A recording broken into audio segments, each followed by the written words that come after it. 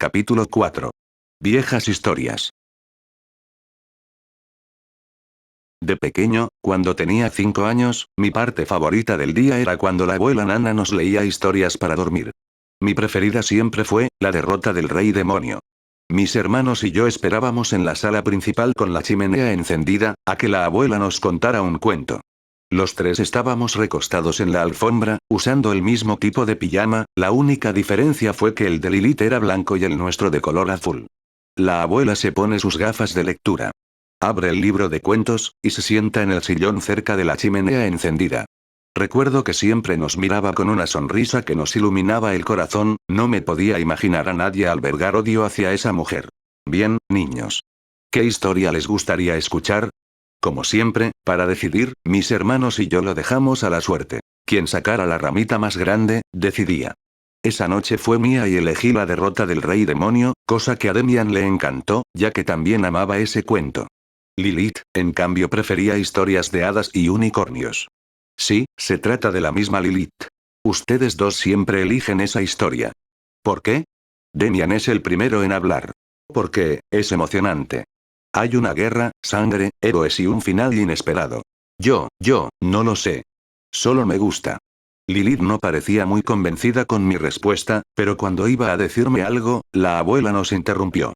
Niños, se hace tarde y mañana hay clases. Sin perder más tiempo, empezó a leer el libro. Hace mucho, en un lugar ya olvidado por el mismo tiempo, los humanos que apenas descubrían la metalúrgica, convivían con una raza noble y amable de los bosques. Los llamados elfos, que eran parecidos a los seres humanos, exceptuando por sus orejas puntiagudas.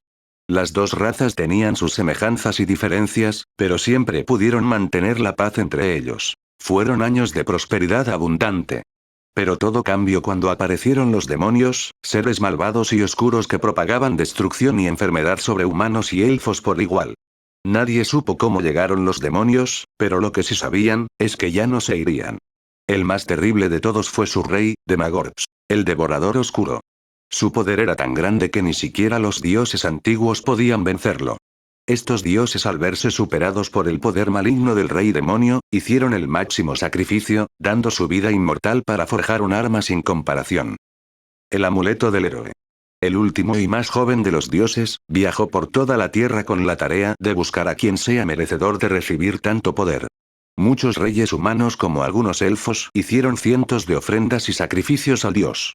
Le construyeron templos que llegaban hasta las nubes, ofrecieron tesoros de un valor incalculable, sacrificios de tantas cabezas de ganado que crearon océanos de sangre. Hubo incluso un rey que ofreció todo lo que tenía, hasta su ropa. Pero el dios no encontraba a alguien digno de tal honor y responsabilidad. Cuando otro día pasó sin éxito, un muchacho que apenas era un hombre, llamó su atención.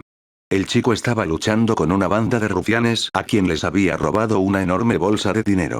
El dios sintió curiosidad de cómo terminaría todo, y observó como un mero espectador. El muchacho no era el más fuerte, pero sabía pelear y fue muy astuto. Cuando los engañó para escapar y llegar a un pueblo en ruinas. El dios reconocía ese pueblo. Su gobernante, como tributo por el amuleto, quemó todos sus campos de cultivos y cabezas de ganado. Por eso, la gente en sus dominios siempre padece hambre. El joven ladrón bajó de su caballo y les entregó una bolsa repleta de monedas de oro. El dios no podía creer lo que veía. El chico entregó suficiente dinero como para vivir como un duque por el resto de sus días. Luego se marchó sin esperar nada, ni siquiera un gracias. El dios se preguntaba si finalmente encontró a quien estaba buscando, pero para estar seguro, decidió hacerle una prueba. El ser celestial se transformó en una anciana y esperó al muchacho en la orilla de un río. Cuando el chico notó que la anciana no podía cruzar al otro lado, de inmediato se ofrece a ayudarla, cargándola sobre su espalda. El dios, bajo su disfraz de anciana, le agradece y lo reconoce como el joven que salvó la aldea de su hermana con una bolsa repleta de dinero. El chico le dice que no fue nada. El dios disfrazado le pregunta, ¿por qué ayudas a otros en estos tiempos en los que escasea la comida en todas partes, por la codicia de esos malos gobernantes? Él explica que también viene de una tierra gobernada por un hombre codicioso y cruel, que explotaba a su gente para vivir cómodamente. Y por el exceso de trabajo de ese lugar, perdió a toda su familia. Después de eso escapó como un fugitivo, y decidió convertirse en alguien con la fuerza como para impedir que otros sufran las mismas penurias que él. Por fin, cuando llegaron al otro extremo del río, el dios regresa a su forma divina ante el joven. El muchacho sorprendido, no daba crédito a sus ojos. No podía creer que la anciana se tratase de un dios. El dios se presentó como Cagnus, el último de los dioses, y conmovido por su noble espíritu, decidió entregarle el amuleto del héroe. Pero le advirtió que este poder venía con dos condiciones. La primera, era que si el amuleto no le consideraba digno, ni su alma sobreviviría a su rechazo. La segunda, fue que si el amuleto lo aceptaba como su maestro, debería viajar a una tierra lejana, y enfrentar seres de pura maldad que amenazaban el mundo. El joven acepta. Toca el amuleto y el nombre de su primer portador se graba en este. Nara. El poder del amuleto le otorgó una armadura plateada con una espada del mismo color, una capa oscura que absorbía la luz del sol. Pero lo más importante, fue las grandes habilidades que le proporcionó. Superfuerza, agilidad y resistencia sobrehumanas. El dios dichoso de que encontró a quien estaba buscando, abrió un portal para que su elegido lo atravesara. Pero antes, le hizo una última pregunta. Ahora que tienes todo ese poder, ¿no te interesa vengarte del hombre que mató a tu familia? Nara, antes de cruzar el portal voltea la cabeza, y le dice al dios que ya lo hizo hace años cuando escapó de sus terrenos. Pero que eso nunca lo hizo sentir mejor, ya que su familia nunca volvería. Le dedica una triste sonrisa y cruza el portal. El héroe Nara, se convirtió en el mayor obstáculo de los demonios y en el símbolo de la esperanza, logrando unir a los reinos humanos y el reino élfico del continente, contra un enemigo común. Nuestro joven héroe tuvo muchos aliados, pero la más importante, fue Elendari, princesa de los elfos y prometida a Celegorm, amigo de la infancia de la princesa y jefe del clan del norte. Los demonios, que antes casi tenían asegurada su victoria, ahora perdían más terreno cada día. Hasta que la mayoría del ejército demoníaco no tuvo más opción que resguardarse en el Palacio Oscuro, hogar de su malvado amo y señor. Cuando las defensas del palacio finalmente cedieron, el héroe y la princesa quedaron cara a cara con el rey demonio, Demagorps. El poder de Demagorp era tan inmenso que su simple presencia hacía temblar la misma tierra. Pero gracias al esfuerzo combinado del héroe Nara y la princesa Elendari, lograron derrotarlo, sellándolo por la eternidad junto con toda su raza. Con el poder del amuleto y la sangre real élfica. El sello mágico se dividió en varias partes, y se repartió luego por todo el mundo para que nunca regresara. Por fin la amenaza de los demonios, que azotó esa tierra por más de 100 años, finalmente había terminado. Pero este, no fue el final de la historia. Porque, después de vivir un sinfín de aventuras juntos, el héroe y la princesa se enamoraron perdidamente. Su amor fue tan grande, que decidieron escapar juntos luego de regresar a Quilloni, la capital del reino elfo. De alguna manera, el prometido de la princesa se enteró de sus planes. Muerto de envidia y celos, Celegorm decidió asesinar al joven héroe. Usando uso de las antiguas pociones conocidas solo por su clan, envenenó al héroe Nara, colocando un poco de veneno en su bebida. Aprovechando la conmoción de los presentes, Celegorm robó el amuleto. Pero, lo que él no sabía, era que solo quien es digno, puede usar su poder. Cuando el amuleto no respondió, utilizó todos los medios posibles para abrirlo, pero no pudo ni siquiera rasguñarlo. Celegorm no fue muy cuidadoso en envenenar a Nara, ya que la guardia real estaba buscándolo tan rápido, que escapó de la escena. Pensando que había escapado, de repente la princesa y el héroe le cortan el paso. Él, consternado, pregunta, ¿cómo puedes seguir con vida? A lo que el héroe le responde, que el poder del amuleto lo hizo muy resistente a todos los tipos de venenos. Nara extendió su mano, y hace que el amuleto regrese por sí solo a sus manos. Cuando la princesa Elendari le dice a su antiguo prometido que se rinda pacíficamente, este ríe y levanta su mano derecha hacia el cielo nocturno. Y de repente, se escucha una gran explosión. Celegorm, viendo la confusión en los rostros de la princesa y el héroe, les explica que durante 100 años, su clan plantó miles de millones de bombas especiales en todo el continente en caso que los demonios ganaran la guerra. Y que solo tenían 5 minutos antes de que todos mueran. Si ella no podía ser mía, no sería de nadie. El enfado de Elendari es de tal grado que arremetió contra su ex prometido, quien se defendió dándole un puñetazo en la boca, sacándole uno de sus dientes caninos en el proceso.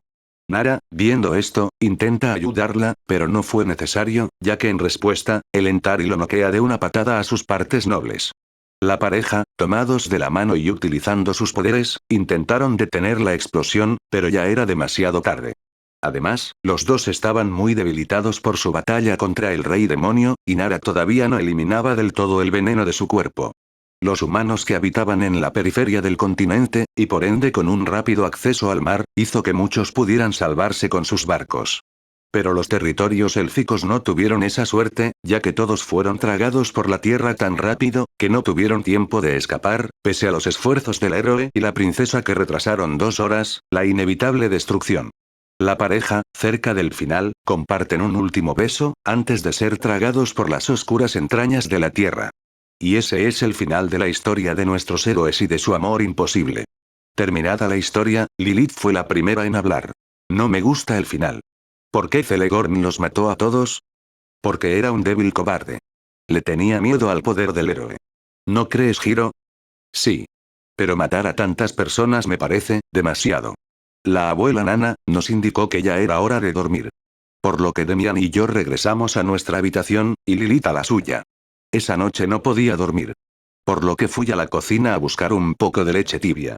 Cuando regresaba a mi cuarto, me encontré con que el estudio de la abuela tenía la luz encendida, por lo que eché un vistazo.